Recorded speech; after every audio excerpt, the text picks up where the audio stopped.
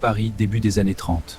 La nuit, les taxis roulent, mais la peur s'installe. Des chauffeurs agressés, parfois abandonnés dans l'ombre. La rumeur parle d'un tueur au taxi. Et chaque course devient un risque. Le scénario glace, un client monte, parle calmement. Quelle est la destination? Une ruelle. Puis demande un détour. Le chauffeur ralentit et là parfois l'attaque. Les journaux décrivent une méthode. Approcher, isoler, frapper. Un taxi retrouvé dans un état qui choque le quartier. L'image tourne, la peur explose.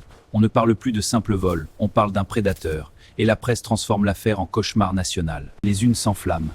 À l'époque, des journalistes affirment recenser des dizaines d'attaques contre des chauffeurs sur plusieurs années. Résultat, chaque client devient suspect, chaque trajet un thriller.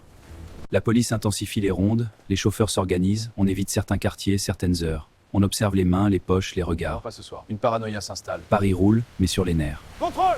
Le plus troublant, entre faits divers réels et emballements médiatiques, le tueur au taxi devient une légende noire. Mais une chose est sûre, à Paris dans ces années-là, monter dans un taxi la nuit n'avait rien d'anodin.